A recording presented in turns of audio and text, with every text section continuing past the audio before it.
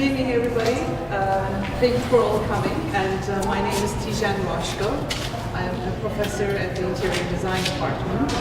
Tonight is my greatest pleasure to introduce Dr. Bryan Bell. And I have a little bit of a write-up about him. It is pages and pages and pages of beautiful things that I can talk, but it's a very tiny summary. And Bryan founded the nonprofit organization Design Corps in 1991 with the mission to provide the benefits of design for the 98% without architects. His current work includes research on the field of public interest design and the SEED network, which Bell co-founded. His work has been supported by the American Institute of Architects, College of Fellows, the Trobe Prize, and through a Harvard Law Fellowship. Bell has published 4 books in the field, including the Public Interest Design Practice Guide and Public Interest Design Education Guide are some of them. He organizes the Public Interest Design Institute and the Structures for Inclusion conference series. He was awarded a National AIA Award and was a National Design Award finalist. His work has been exhibited at the Venice Biennale and Cooper Hewitt and Smithsonian Design Museum. Bell holds degrees from Princeton University and Yale, and currently he is an associate professor at the School of Architecture at North Carolina State University. And it's my great pleasure to have Bryan for tonight to talk to us about design. Thank you so much, Tijan. Thank you. It's wonderful to be here. Thank you for having me. I'm honored. And I spent a wonderful morning at the Human Rights Museum. And one of the many things I learned was that the idea that the principle of do no harm is 4,000-year-old human rights concept through the Hindu religion. And I've been giving credit to the American Bar Association, so I'm good to be corrected that do no harm was initiated as an ethic by the Hindu. It was a wonderful museum. But I'm honored to be here, and wanted to thank a few people who helped get me here very smoothly. I'm very impressed with your lecture process. Madeline Defoe from Partners Program and Brandy O'Reilly have gotten me here very easily, and thank you for that. Tijan Roshko is my host and taking care of me, and the Cultural Events Committee, thank you for having me here.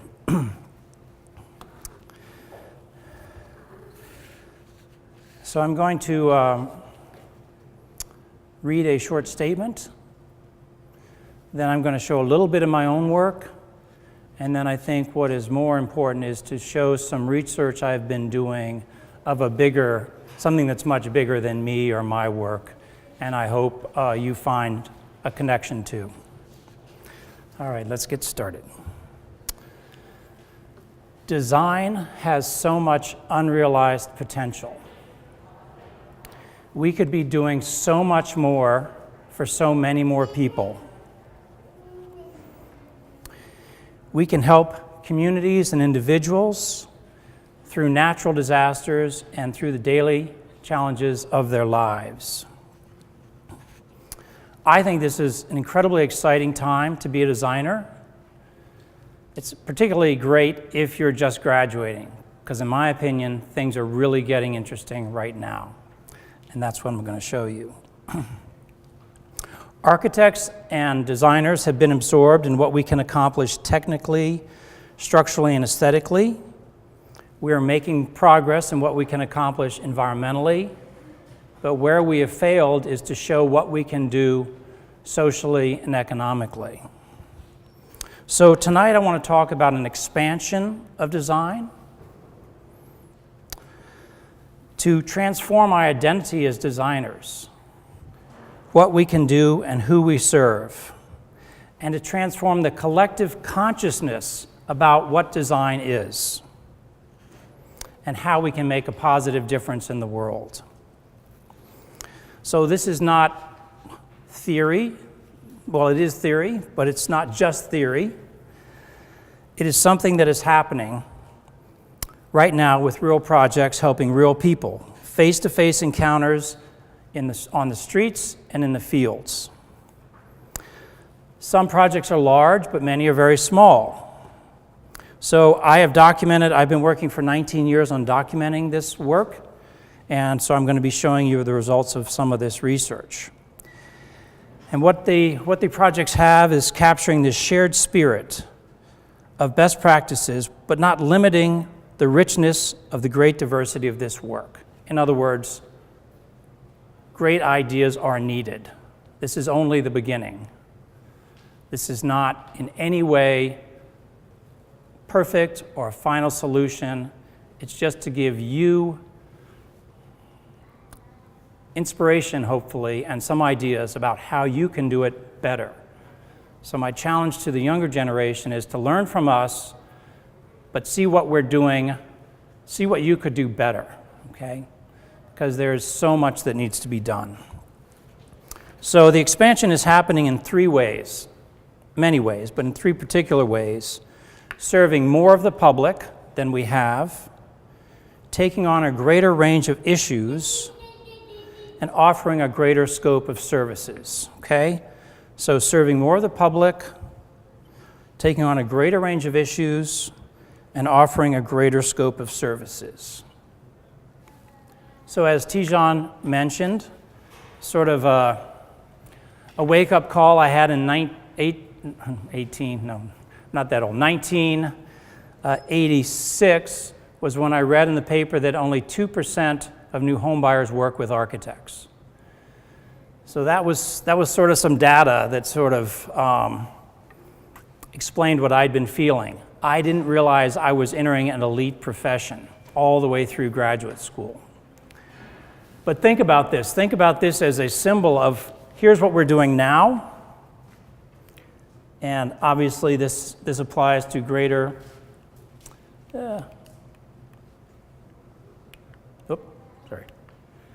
I don't know where the remote, where's the pointer on this? If you hit the center button. Oh, center button. Okay. So this is who we're serving now, sort of symbolically. This is our potential, okay? Think about that. I really believe this is true. And not just in architecture, in all design disciplines. In fact, let me say that I'm not a licensed architect. If I mention architecture occasionally, that's a mistake. I'm really talking about all the design professions. So let me explain how I got to be doing what I am doing. I'm just going to talk a little bit in the beginning about myself and move on to more interesting things. But I was on a pretty straight traditional path in architecture. Princeton undergrad, Yale grad, got a job with Stephen Hall in New York City. But after about 6 months there, I said to myself, if this is architecture, I don't want to be an architect. So that was a pretty fast midlife crisis. You know, if you're going to have one real fast. So I did not feel I was making a contribution in the world. And you know, we had all the great successes of being in an office like that, winning international competition. There were like 6 of us, so it wasn't a big office, but winning architecture school, commission, having a show in the Museum of Modern Art. So all these things that you think would be like really like, oh, this is fantastic.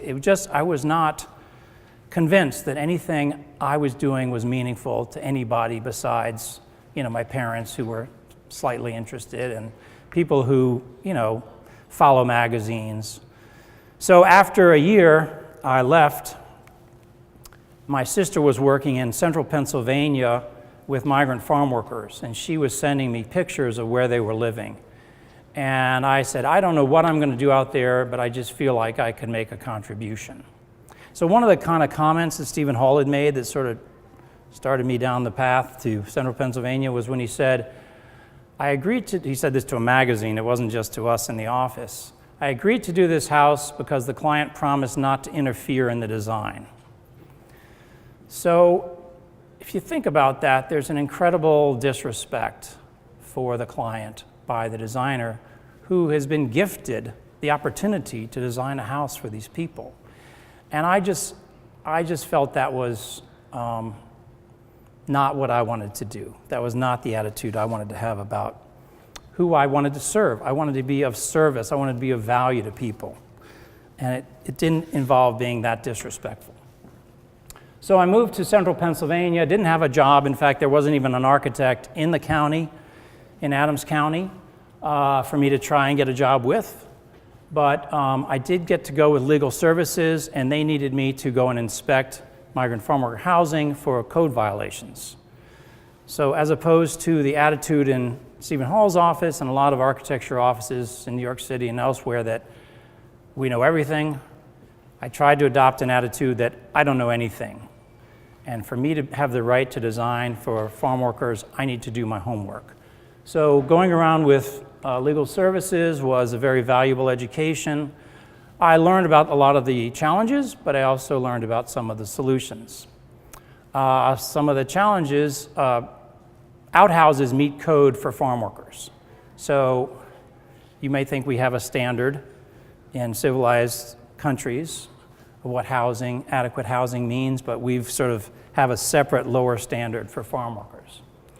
This was a particularly bad outhouse because it was a triple holer and it was painted dark green and it was dark and yeah, it was bad. What was interesting though is that this typology of housing really only started after World War II, because prior to that it was local farm worker families that would pick crops. So in terms of really trying to understand the precedents and what was good and what was bad, I didn't have to go back that far. And so there were sort of typical typologies. This one is known as the horse stalls by the farm workers. 4 guys live in one of those, 2 of those windows, 4 guys live there, and they go down the end to a bathroom. It's not bad for the single males, but if you're a female or you have a family, you can't live here. So that's the type of thing we started to understand.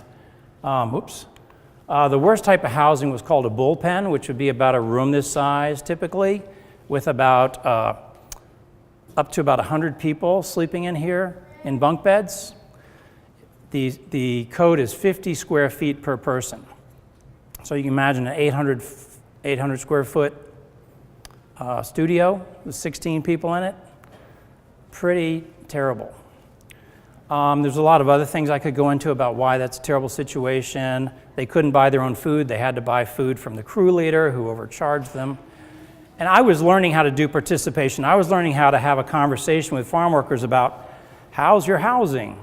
And so sort of some of the stupid things I did up front was I would go, when I would be visiting this housing, I would want to sit down and say to them, you know, are there any problems with your housing? Well, finally somebody passed me a note.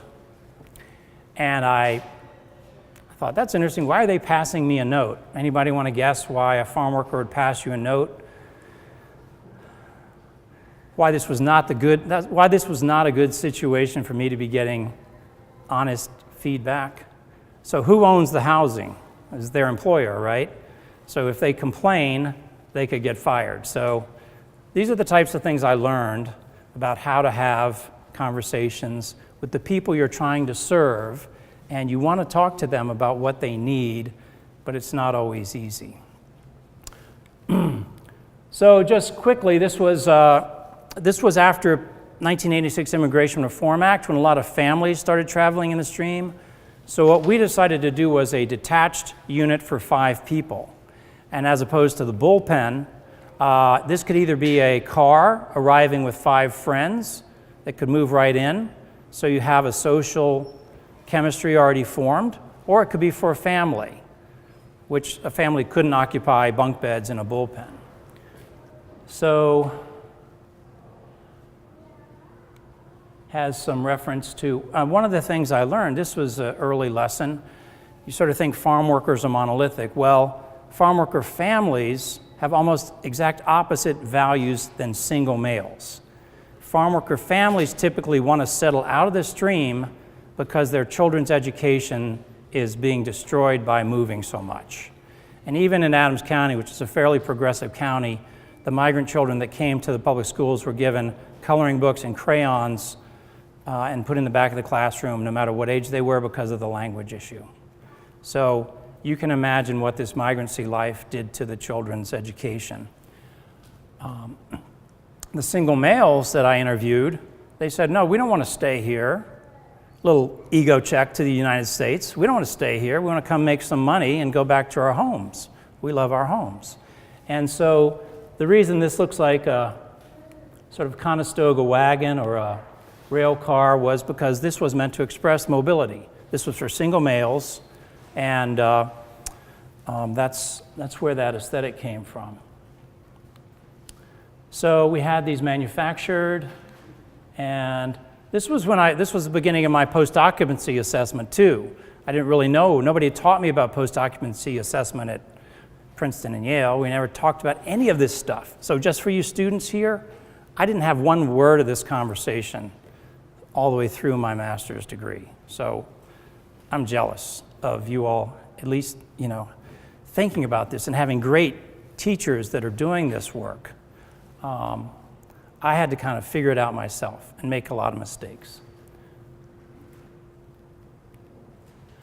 So one of the things the first one we did had 2 bedrooms. I won't go through all the design iterations we did, but we'd go back and talk to them about it, post-occupancy, and say, how do you like it?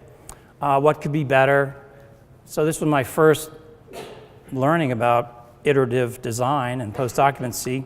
And frankly, I just go back because they loved it, and I love to hear them saying they loved it. So it made me very happy. But we would figure out some improvements. And one of the things I noticed, for example, was we thought they'd watch TV in the living room. It was like sort of combined dining living room area off the kitchen, and they were always lying down in one of the 2 bedrooms watching TV. Makes sense. These guys, I don't know if you've tried picking apples, but it is like an Olympic event. I mean, it is real exercise. So these guys are tired, so they want to lie down. Problem was, the guys from the other bedroom had to go and lie on the floor in the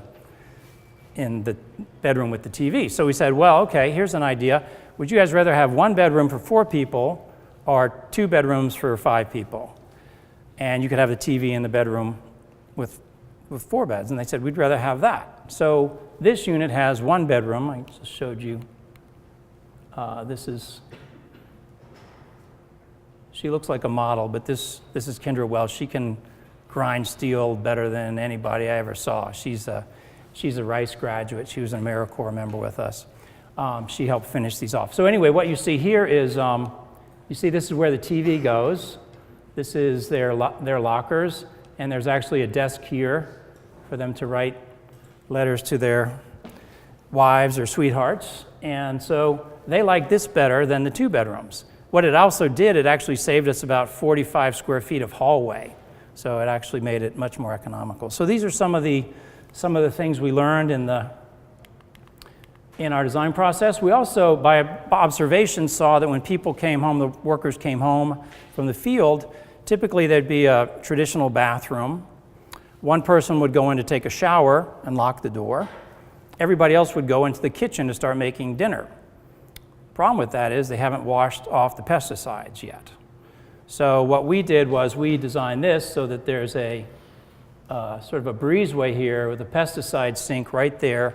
They come in, wash up right away before they go anywhere else, even before they go into the bathroom. And so that kind of takes care of that. So these are some of the things we were able to add as design. They were traditionally funded. I'll just talk a little bit about funding because I'll just say right now, I don't do any pro bono. I think public interest design is a profession and I should be paid for it, just like public health professionals are paid. And so I've been paid to do public interest design for 25 years. I didn't know it was called public interest design for 25 years. We only figured out what to call it maybe 5 years ago. But I was doing this for 25 years and getting paid. Interestingly, I was working for a nonprofit and my title was housing developer for low-income housing.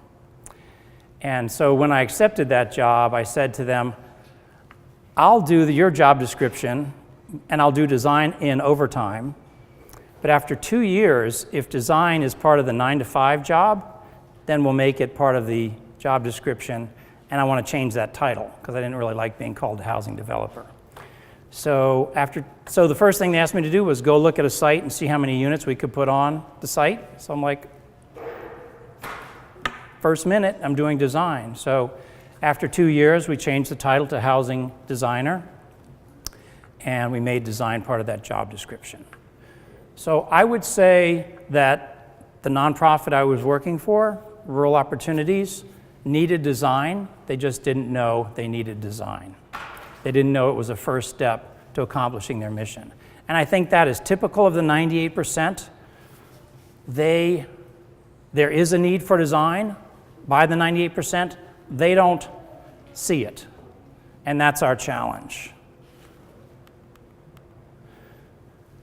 So, interestingly, if you do something sort of niche like farm worker housing that not a lot of architects are doing, you become a nationally recognized expert pretty quickly because nobody else is doing it. So I started getting jobs in other parts of the country. This was Legal Services in Florida actually called us up and said, we've just had 2 major hurricanes. They devastated the farm worker housing.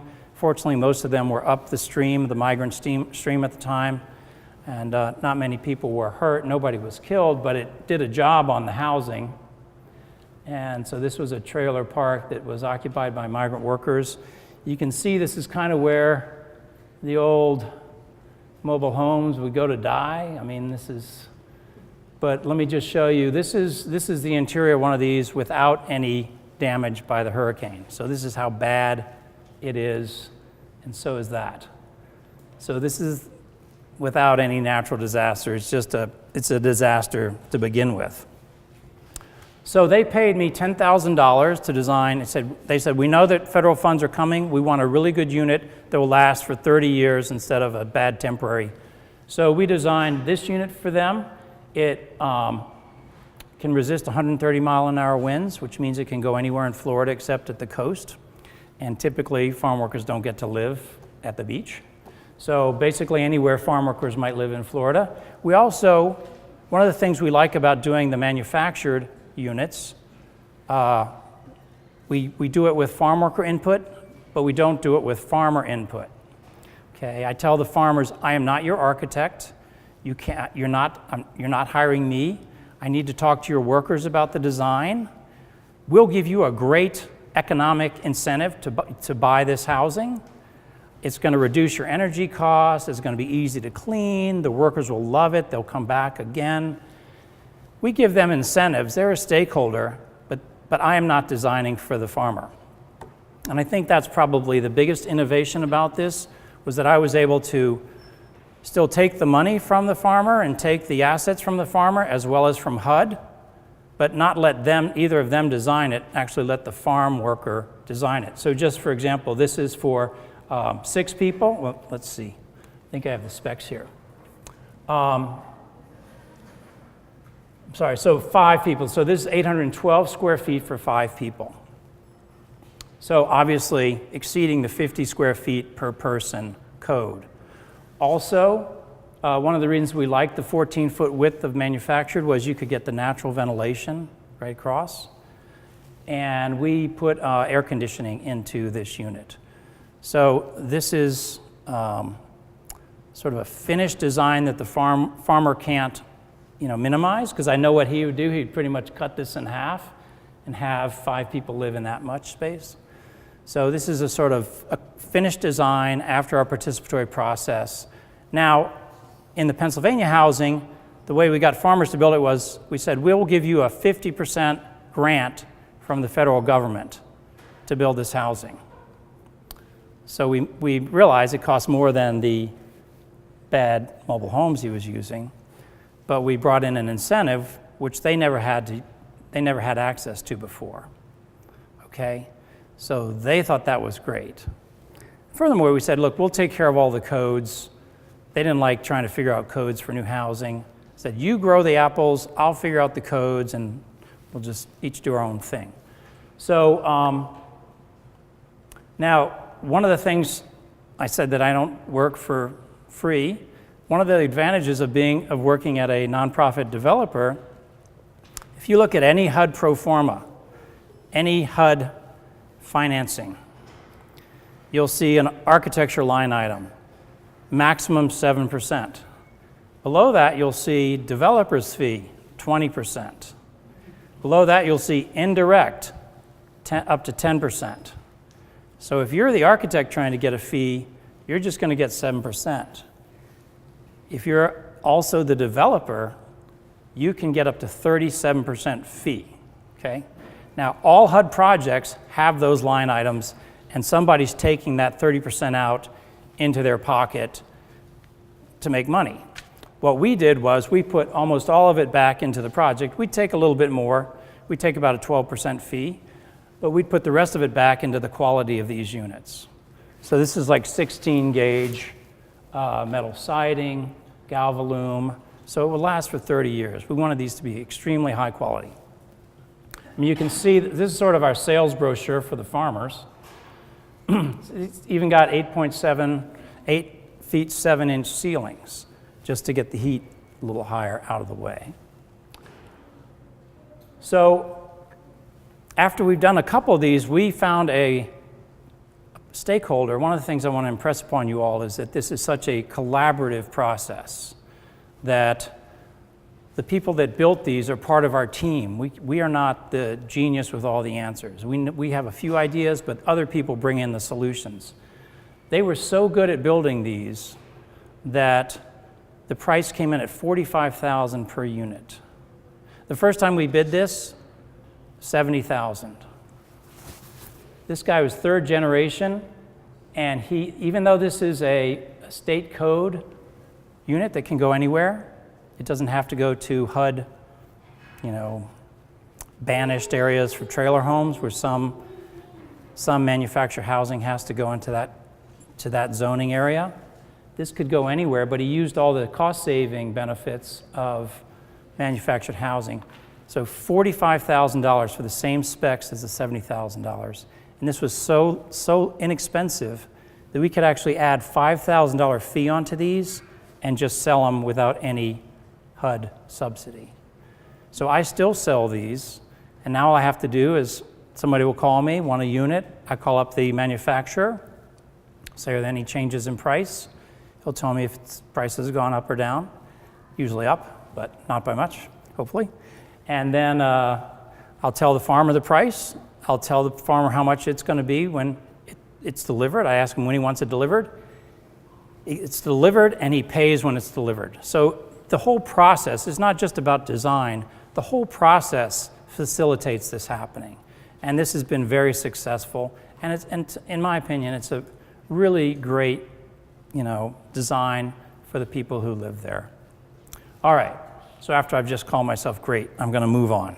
I didn't mean to do that, but. So getting back to this idea of full capacity of design.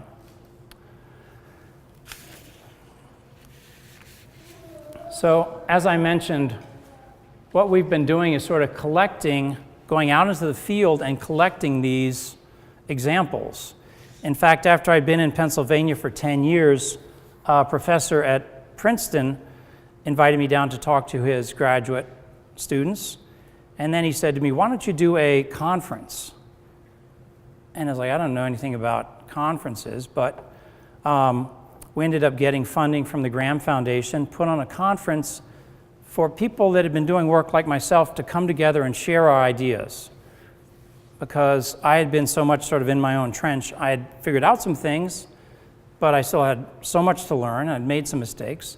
So we had our first conference in 2000, and that was sort of the beginning of my research, no longer just about my own work, but what are other people doing? What is this collective action we're taking? What are the good ideas? What are best practices out there? So as was mentioned, this is one of my more recent publications. This came out 3 years ago.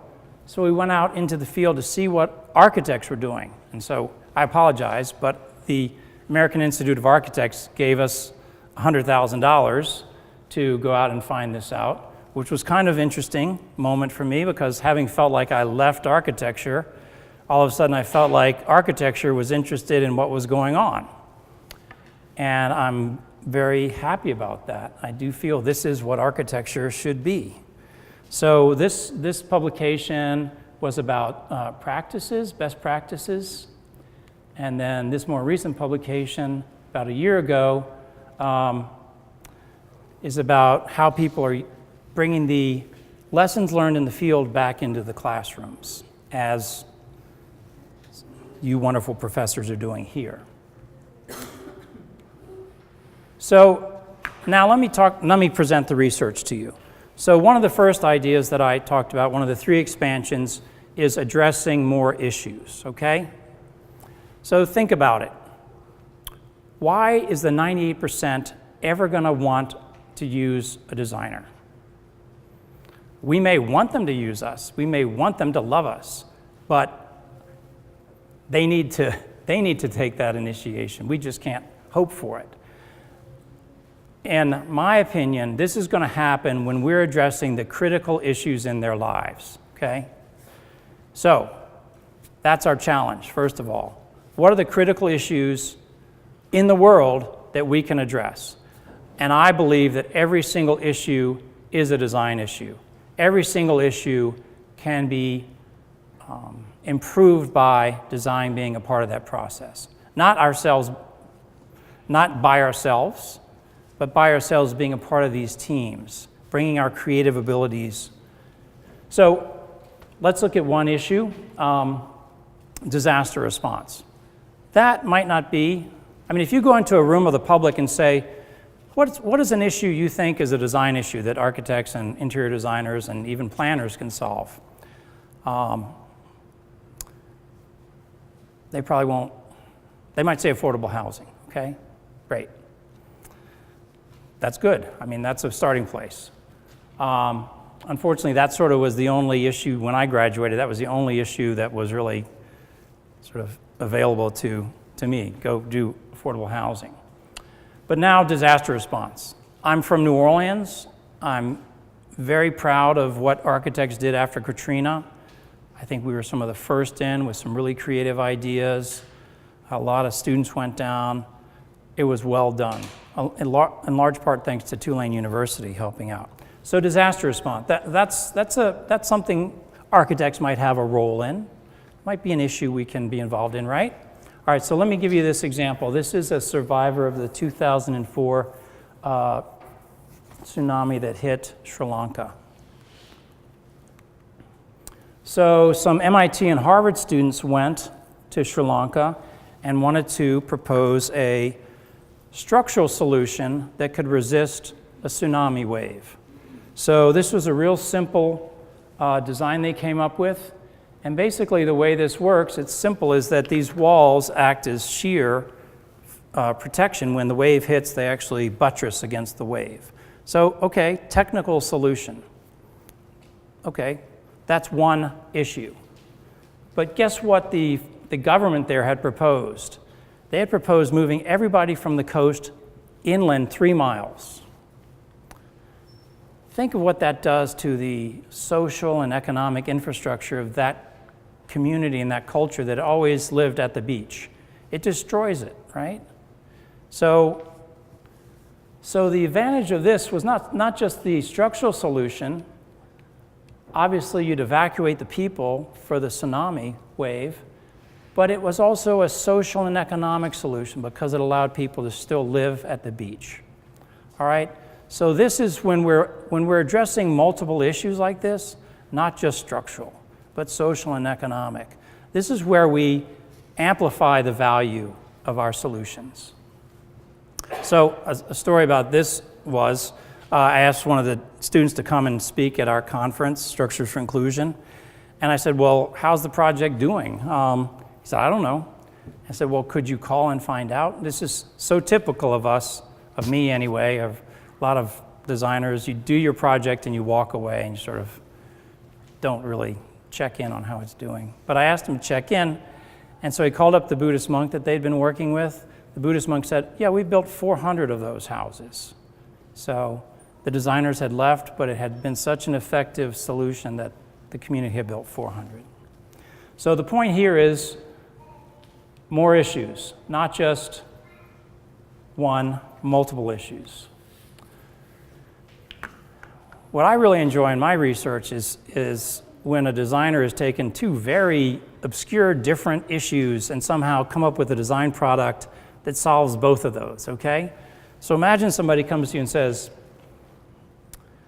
we've got a wildlife preservation issue and we've got an economic issue.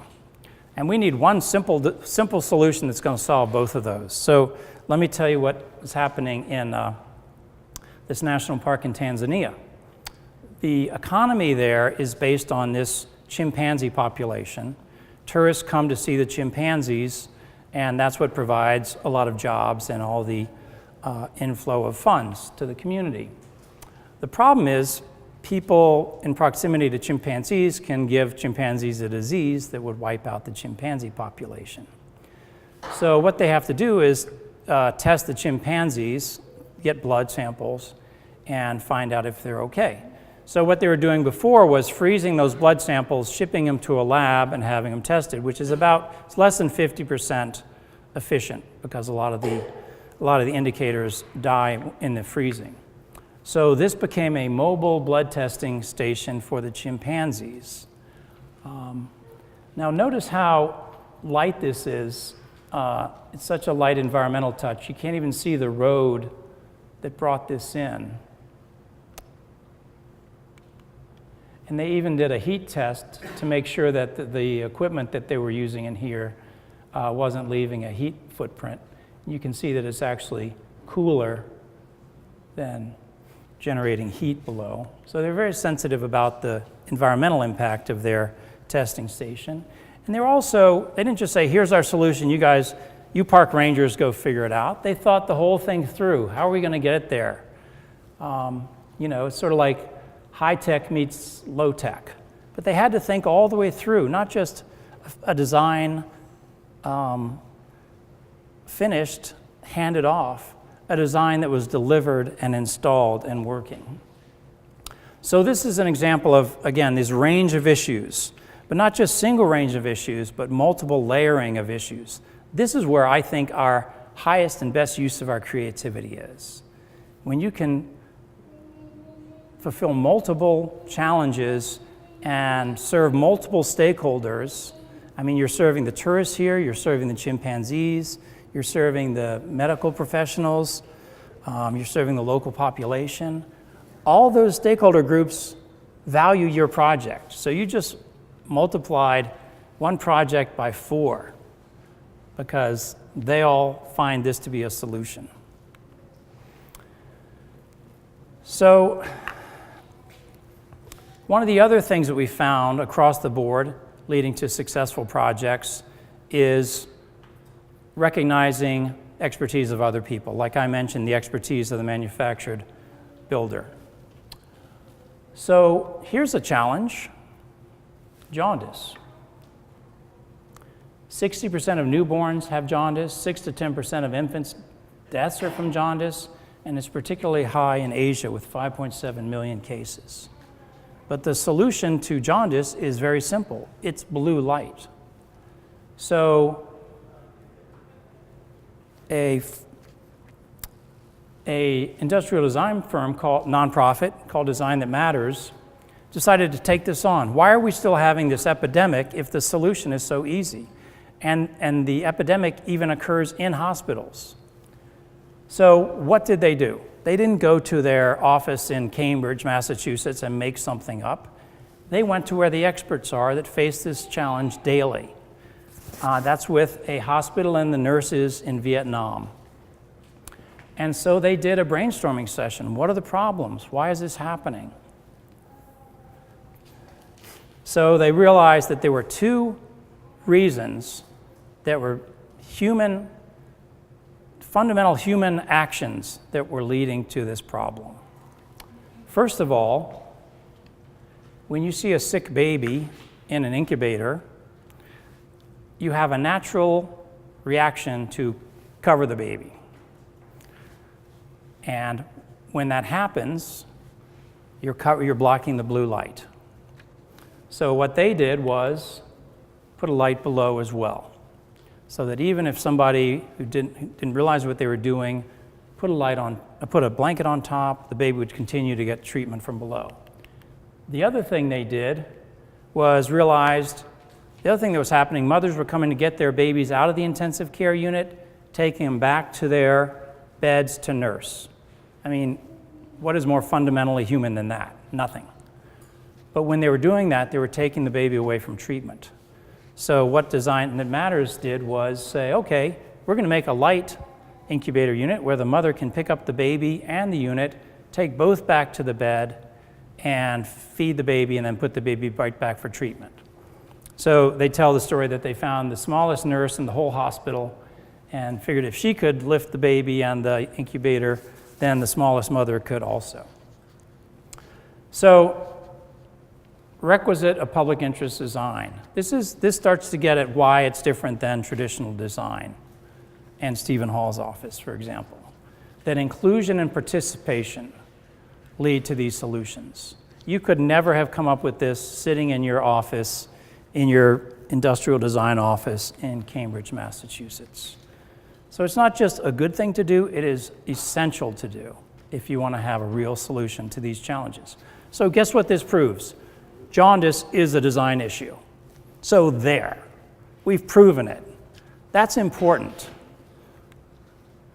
So this is an interesting project for me. This is a project in New Orleans. This is a university project, Tulane University, who is a great leader in this. After Katrina, New Orleans had two great golf courses designed by the famous American architect Frederick Law Olmsted. They were in the public park. After Katrina, the city said, maybe we don't need two public golf courses. Why don't we do something better with one of them? So they went to Tulane and said, we have some land, beautiful land. It's on, you may have heard of this landscape architect, Frederick Law Olmsted. You can use some of the land for something of value to the city. So there were some administrative leaders at the university who said, we'd like to do something about food and jobs for youth. So this was kind of unusual that this wasn't a community-driven need. This kind of came from above, came from the top. But the City Design Center was very capable of recognizing, okay, our bosses are a stakeholder here. We're going to listen to whatever their stake in it. And so they came up with an idea about serving at-risk youth, or youth that basically would go into fast food jobs as their entry into the working world, and also teaching them about good nutrition. So they basically they actually helped incubate, the School of Architecture helped incubate a nonprofit called GrowDat, which is how we talk in New Orleans. GrowDat means grow that. So GrowDat is the name of this nonprofit. And so basically they take high school children, they pay them to work in the gardens, to learn how to prepare food, to go into the high-end restaurant business in New Orleans, and not only make a better wage right away, but also have a future in a more lucrative, promising field than the fast food industry. So here you see some of the classrooms, some of the food preparation areas. So think about that. This is addressing child health and entry-level jobs. Design is addressing these two issues. Pretty wonderful. And doing it with beautiful architecture. One of my favorite designers is Teddy Cruz. These are some of his hypothetical proposals about immigration in the United States. He's certainly become a real leader for the design community to talk about welcoming immigrants into the country. I one time heard, this was years ago, but I heard the head of the General Services Administration describe our border crossing areas into the U.S. as a combination toll booth and jail. So think about a pathetic failure of design and programming right there. Welcome to the United States. Here's the jail and here's the toll booth. So fortunately, we have great designers who are putting other alternative ideas on the table, at least to be in the discussion, to at least propose better solutions. So this is actually a sort of schematic about a bridge across the border that actually learns from the other side of the border and how they use very small spaces. So Teddy proposed each one of these different colors represents a different function, but it's much more efficient with space and actually shows the US learning from other cultures instead of imposing our ideas on other cultures. And this is actually another way he learned from from Mexico. This is housing he proposed at the border using some of the same sort of typologies and small units of housing to address the need for housing among immigrants. So, moving along here, I mentioned that the AIA funded this research grant, which was wonderful and helps make sure that I say architecture occasionally in my lectures anyway, because I have to mention it when I show this slide. But here's some of the things we learned from this, and this is so what is public interest design? I've talked about some of the best practices, but if you think about a profession, and I really hope and believe this is a profession. This isn't just weekend pro bono activities. This really needs the skills and education that a profession requires. A profession really means to profess a mission.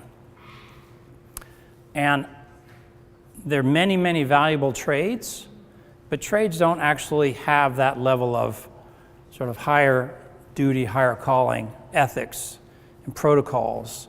And anytime you're serving the public, you need to have a very high sense of ethic responsibility.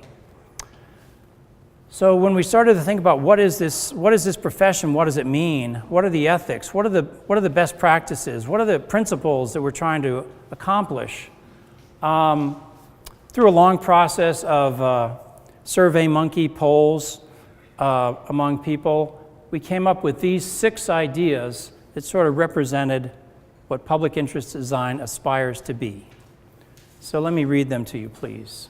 So the mission is every person should be able to live in a socially, economically, and environmentally healthy community. The principles are: advocate with those who have a limited voice in public life, build structures for inclusion that engage stakeholders and allow communities to make decisions, promote social equality through discourse that reflects a range of values and social identities, generate ideas that grow from place and build local capacity, design to help conserve resources and minimize waste. These 6 were actually selected by a democratic vote of a network, the SEED network, and we had about 100 nominations, including Do No Harm. So that's why I was interested to see that it was 4,000 years old. But these were the 6 that received a majority vote. I'm kind of thankful that there weren't 100, frankly. 6 is a good number. But we took this mission and principles and did a survey of the entire AIA nationally and said, do you feel that if a profession of public interest design were to exist, that these would be an appropriate mission and principles? This is of AIA members. And 77% said yes, that's an appropriate mission, and 75% said yes, these are appropriate principles. So these are not the only principles. I encourage you to have your own principles, but at least it gives us some sort of conversation, some sort of confluence of ideas about what we're trying to do. And that's important because if we don't know what we're trying to do, how on earth can we explain to the public what we're trying to do? So this is a starting place.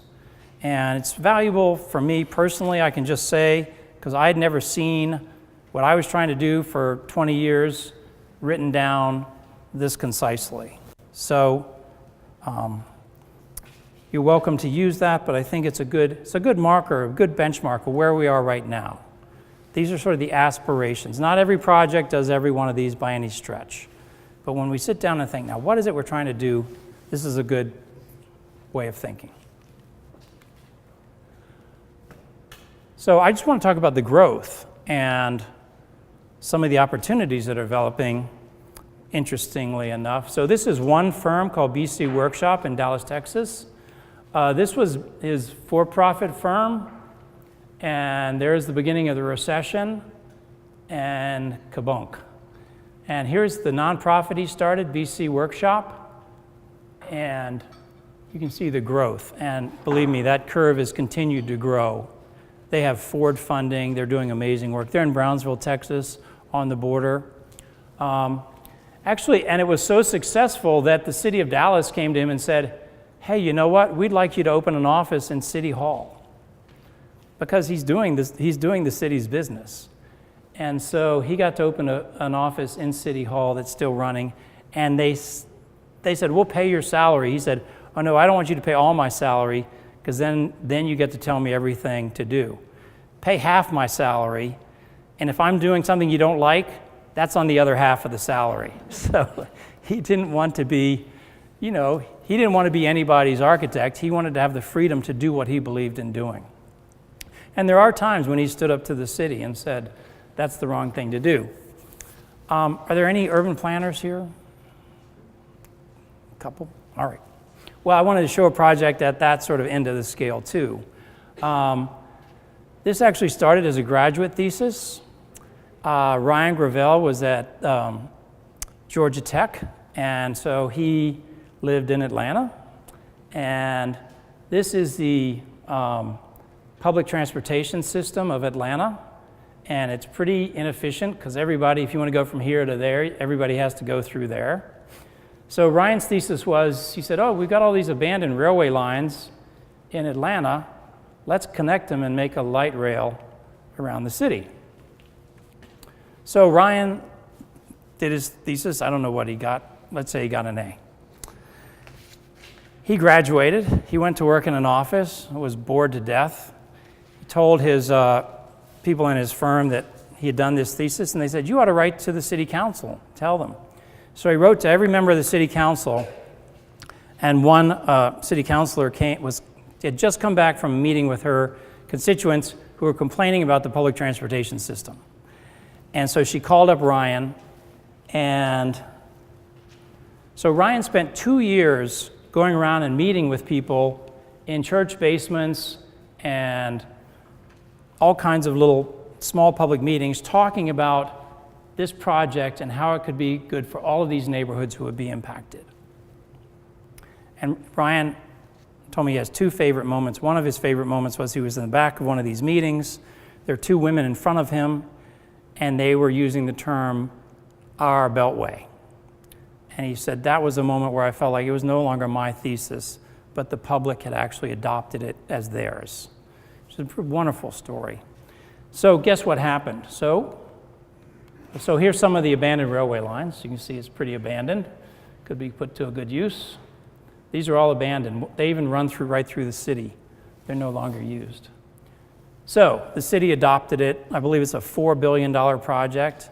And it went into Perkins and Will's office. Of course, they hired Ryan Gravel.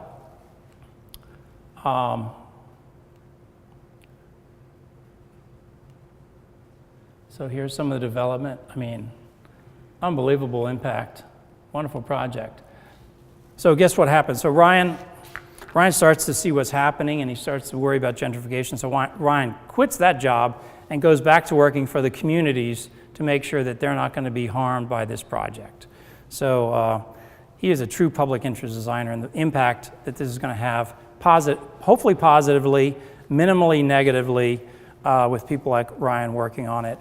It's a wonderful story about what we have, we can see things that aren't there. That's what we do. We have to realize that's like a superpower. Not many people can do that.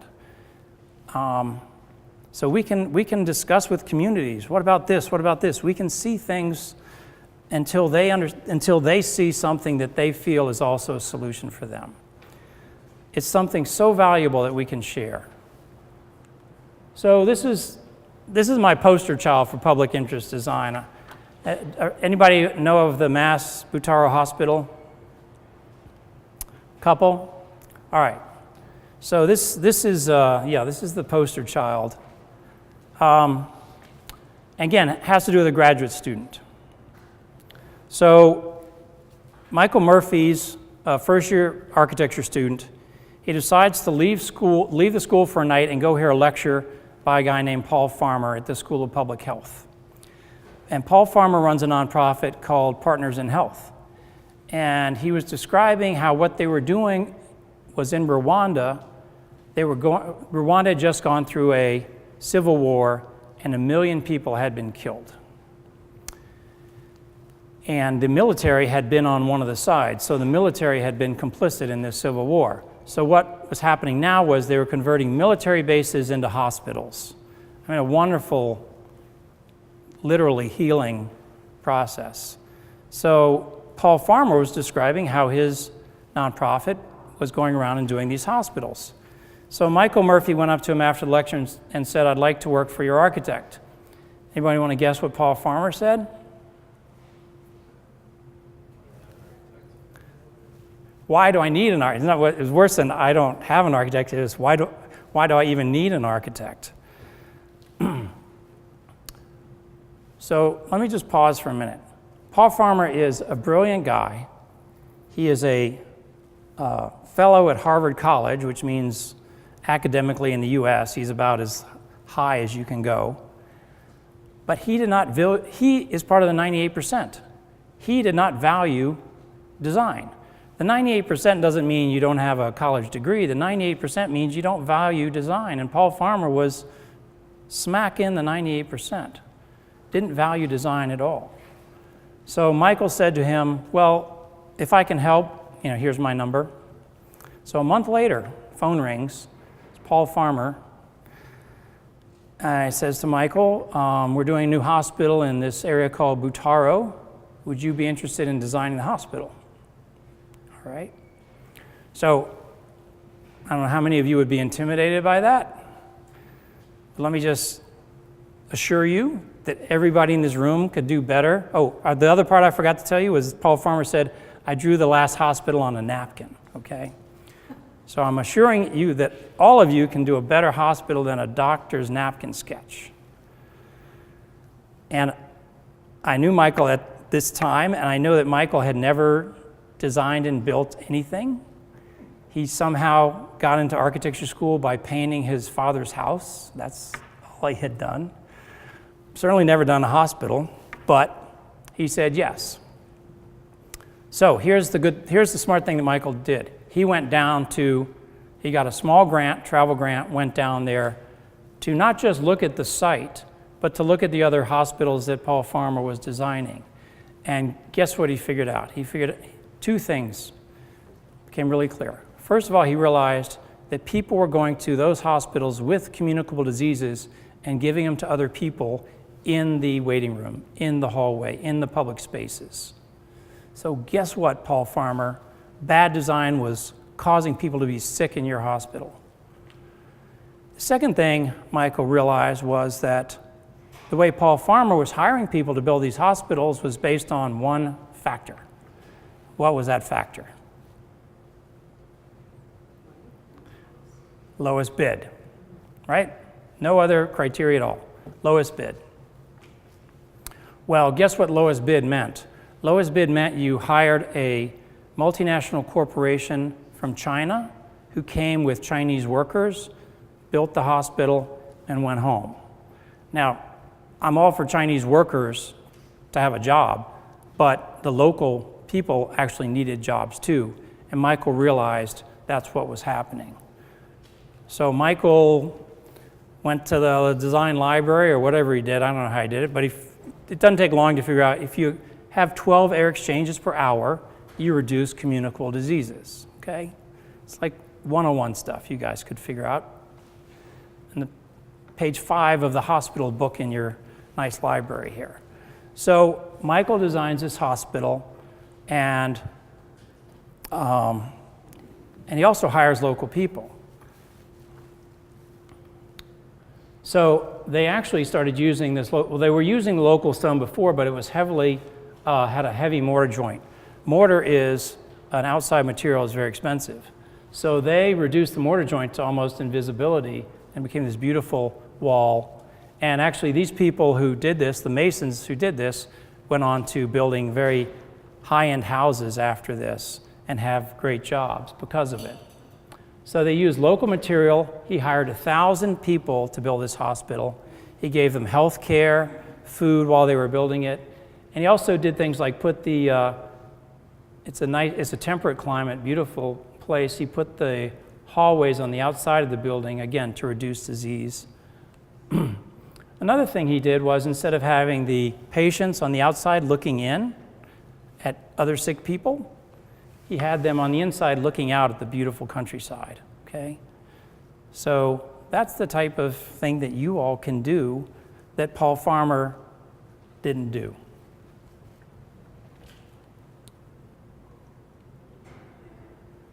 So I will say Michael did this project for free because he had to convince Paul Farmer that design was valuable. But guess what? Paul Farmer is like the best design advocate we have out there. And he's also the best client for Michael. Michael now has a firm of 55 people. And he's not just doing projects in Africa. He did the, Time called it one of the top 10 buildings to go see. He did it's sometimes called the Lynching Museum in Birmingham, Alabama. He's doing incredibly valued commissions in the United States with the same idea of participation and respect. And I just saw he's doing a Martin Luther King memorial in Boston now.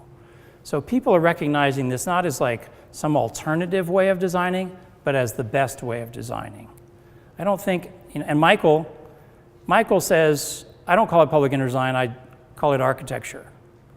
So I like to say to Michael, are you licensed to be an architect? And he's like, no. And I'm like, well, okay.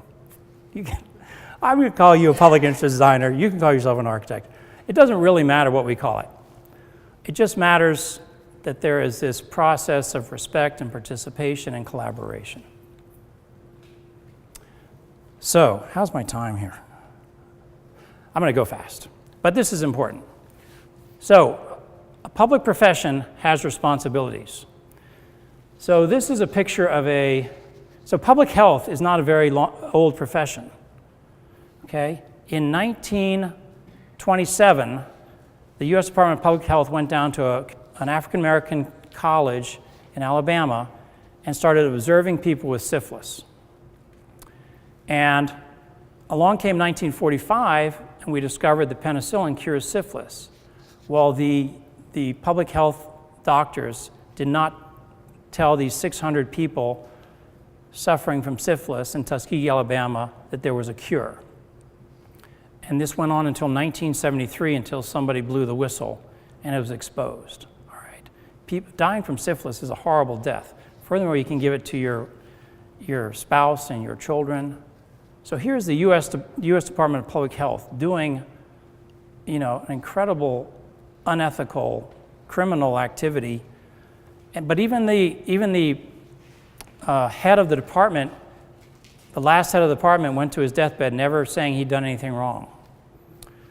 So this is why we need ethical principles to protect the public from people who don't understand what a public responsibility is. We can't all make up our own ideas about public responsibility. We need to have a shared protocol.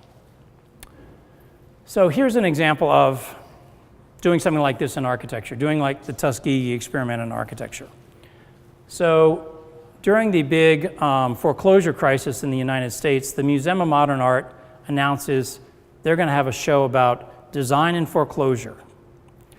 And I was super excited because I go around saying every issue is a design issue. I'm like, all right, here's the top issue in the whole country right now.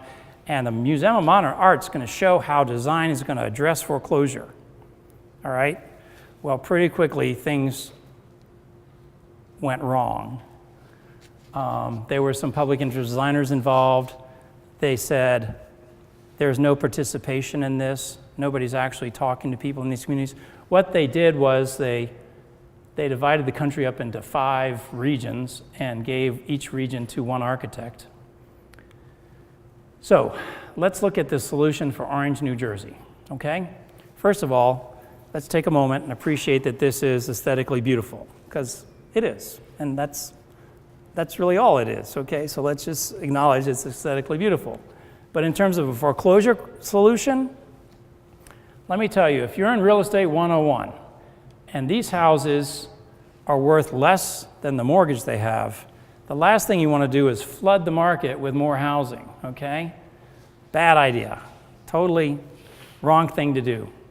Furthermore, then you get a little more sensitive. You think, what does this family think about having that outside their window? But it was really capped by, they went and interviewed the mayor of Orange, New Jersey, CNN did, and said, what do you think about this foreclosure show? Of course, he says, I don't know anything about it.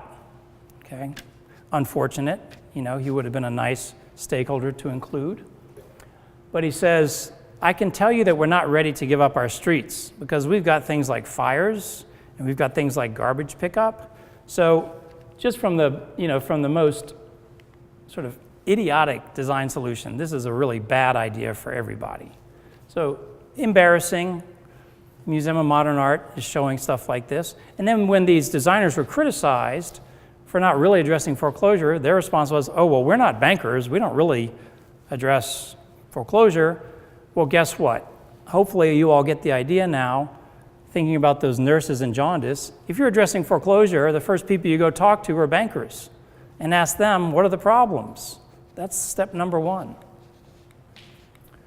So here's an example of something that could be a little more dangerous, and I'm just sort of putting this out there as just to give us a cautionary tale. So in 2010, I was listening to the radio. This was right after the tsunami in Japan, which had been a terrible disaster. And on the radio on NPR was Cameron Sinclair, founder of this very well-known, probably the most well-known public design firm called Architecture for Humanity. And Cameron says, oh, we have this website called Open Architecture Network, and people can post solutions there. And I went there and looked up tsunami solution, and 6 ideas popped up. Okay, so just to be clear, this is a website. There's no vetting. Anybody can put anything up there. So I went and put in tsunami solution, and this idea popped up. So let me try and describe this to you. So this is a box that floats, and 20 people are supposed to get in here, and you shut the hatch, and you wait for the wave to hit you, okay?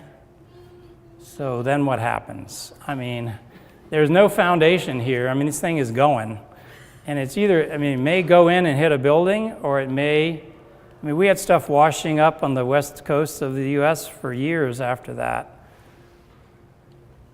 Where's the bathroom in here? Where's the air? Is there water?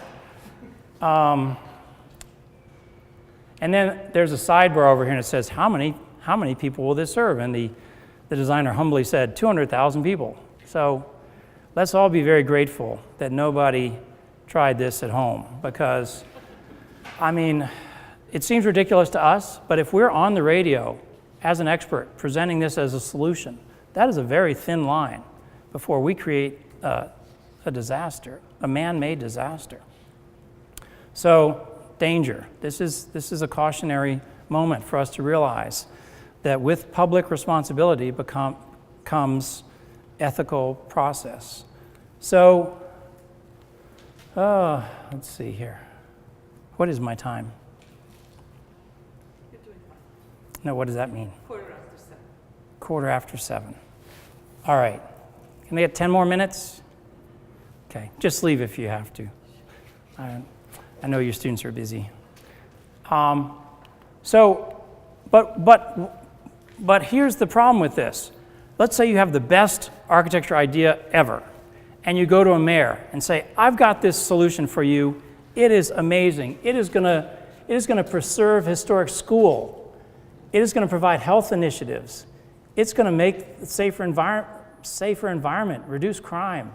It's going to provide community spaces. It's going to be affordable housing for 104 people, spur development, increase property values. It's going to do all these things. If you're a mayor of a town and you have very little money, how do you know if this is a great project or an architect blowing smoke, right? You don't know that, and that's tragic. We need to give a tool for our partners to know whether they're good projects or not. So this is a real project, okay? It's called the Bancroft School. And when I first saw it come into our seed application process, I threw down my bullshit flag. I said, this is bullshit. There's no way one project can do all these things. Then I started looking at the partners involved, which include the local hospital, included the local police, included the neighborhood association. I was like, okay, they got the right stakeholders. I looked at the floor plan. Here was like all these rooms, like job training, all these different rooms. Okay, it's in the floor plan. And then they showed the participation, where these ideas came from. They didn't just make them up. This is really important. The funding for this project was through HUD. So if you just did an affordable housing project, guess what? The community would be like, whatevs, you know? We don't really care about housing. We want job training. We want education. So if you hadn't gone through this process, you would have built a building. It would have got a big yawn. I mean, it would have done something, but it wouldn't have done what the community needed. So if you go back to the idea of like the health tent for the chimpanzees, this project layers like 11 issues on top of each other. So we gave it an award, and one time I was down there after it was finished, and the Homeowners Association president came up to me and said, crime has gone down by 27.1% since this building opened. That's a pretty efficient, that's a big impact, but it's also amazing that she knew the percentage of change. Why? Because they partnered with the police force, and the police force could provide those statistics. So I'm just going to go quickly through this. This is a tool we've come up with to actually help people go through the best practices. It's called SEED. It provides a process. It encourages participation with the right people. We would have told MoMA and those designers, go talk to a banker. It provides transparency, just to make sure that people know how the process works, how to get involved. And it provides accountability. After the project, we asked, did you do what you said you were going to do? So I'm not going to spend too much time on this, but just to let you know that it's on the Seed Network website. If you want to sort of find a process that walks you through how others have done it well, we believe that's what this does. You can see this sort of. The other thing it does, when you fill it out and send it in, we actually provide feedback and send it back to you. So we either send it back and move it on to the next part, or we send it back to you and say, go talk to a banker. You're not really meeting the SEED principles here. So here's our growing list of all the issues. You know, when I say every issue, this is where we show, because every one of these has a project that demonstrated that this was an issue. And these are my favorite, of course, other, because we always love when a new issue pops up. And a recent issue that's very important right now is restorative justice instead of incarceration. How can you achieve justice without just building prisons? So, and then the last stage is post-occupancy. We say, did you do what you said you were going to do? If not, why not? Who actually thinks that a good project did exactly what they said they're going to do? Like on day one, this is what we're going to do. Does a good project typically do exactly that or not? Well, the answer is no. Because a good process changes along the way. As you involve people in the discussion, those people should have input and make a change. If you somehow came up with an idea in the beginning and somehow it suspiciously was exactly the same thing at the end, we would wonder whether you really involved other people in that decision-making process. All right, trick question. So here's some of the sort of, once you've gone through the process, you end up with these very concise measurements of what the project did. And there's a lot of people that like to understand design in these terms. We like to understand design in this term, but here's people that like to know that for this Performing Arts Center, for example, not just how many shows they had, but 19 unskilled workers given on-the-job training during construction. 44% of construction workers were Durham residents. If you're a mayor, this is what you like to have when you give your speech about how great this building is. So this is demonstrating value to people in a way that we haven't necessarily done before. Again, this is not walking away from a building when we're done. Here's your key, here's your certificate of occupancy, good luck. It's like staying involved, finding out how well these projects do. And here you see the Butare Hospital. Here's all the things that they did, the 1,000 Rwandans employed and provided job training during construction, 100% renewable energy. There's a dam, hydroelectric dam nearby. This is a site that just has other videos of projects, some of the SEED Award winners. It's called SEED Docs. This is a new map. We're mapping global projects. If you put in design for common good, you can click on any of these buttons. And this is actually 3 different networks. This is our network, Live Project Network out of Oxford, and then Design Build Exchange out of Germany. So these are projects all over the world. Actually, we just included the Pacific Rim Network. You can see we're a little shy in Asia, Pacific Rim. So now we have a lot of green dots from there. And one of the things I'm doing, like you all are doing here, is trying to take these lessons and bring it back into the classroom and give it the rigor that we have in academia, because we have learned things in the field, but we need to bring it back into the classroom and share it with our rising generation that we hope will do better than we did. So here's my concluding statement. The concept of expanding design, of expanding all the design professions, is to move from our current limited role and realize our greater potential. We need to change our vision of ourselves first, in the goals we set for ourselves. We need to change the public perception of what we can contribute to the greater common good. As you have seen, this is already happening. The collective consciousness of design is changing. This shift gives us an opportunity to do some good work and to make a permanent change in our collective futures.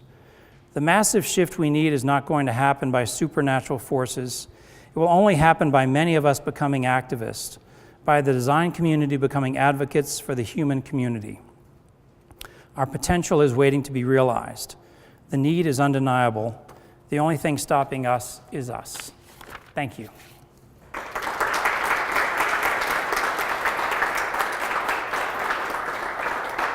Thank you, Ryan. Oh, you're welcome. Sorry I went so long. That's all right. Thank you.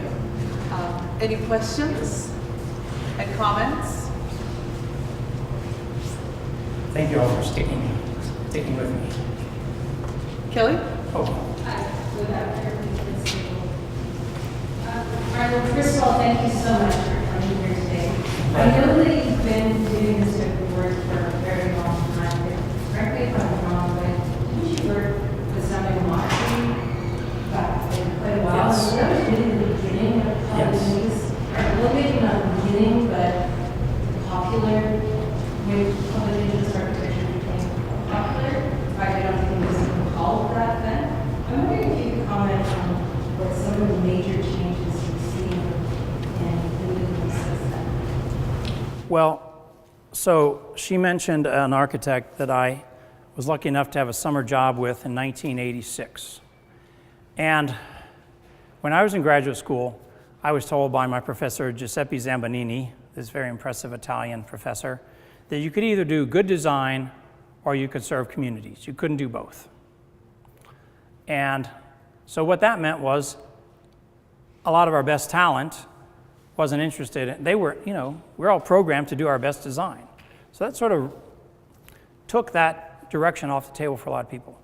What I think Sambo did for me and for a lot of people was he did phenomenally beautiful design for communities. And so then once you could see that you could do the best design and do meaningful work and serve communities, there was no doubt in my mind, although I had a little lapse when I got seduced by New York City for a brief moment. But really that's when my eyes were opened. Now, the projects we did with Sambo weren't built, so we hadn't figured out everything how to get our projects built, because in this field, if you don't get it built, it doesn't do anything for anybody. I mean, in architecture or designs, you can win awards for paper projects. In public design, if it's not built, it's a fail, because it didn't help anybody. So I think that's really what for me, and I think for a lot of people, Sambo, there was affordable housing architects before, but it didn't bring the best designers to the table. And now I know at our school, the best designers are getting the certificate. They want to do the best design, but they also want it to be meaningful for people. So I think that's one of the reasons. I mean, a lot of architects for a long time have gone into the profession to serve communities. Hope your baby's doing okay, Lancelot. I'll see you tomorrow. He's got a sick child. He's probably got to take care of him. So that's one of the differences about this generation now than other generations. The top talent, like Michael Murphy, realized, and there are a lot of other Michael Murphys, it's just, he has a good story. And the reason I call that the poster child, because Michael Murphy will never do a pro bono project again. These are all paying projects. He is highly valued. We have a firm in Raleigh. When they interview for a job, they don't show any designs. They talk about their process. They're getting commissions. They're a small firm, 5 years old. They're getting museum commissions in Baltimore now. Because when you go in and say, here's our process, here's how we're going to include your visitors and include you in the process, people like that. People like to be respected, you know? And then assured that it's going to be beautiful design. I mean, I know we don't talk about beauty all the time, but I think beauty's in our DNA. You know I spent a lot of time in school trying to make things beautiful, and that's good. I mean, beauty is one of the things we provide to the public, but it's not the only thing, right? So, did that answer your question? I could ask you the same thing. Any other questions or comments? Thank you all for having me. It was My pleasure.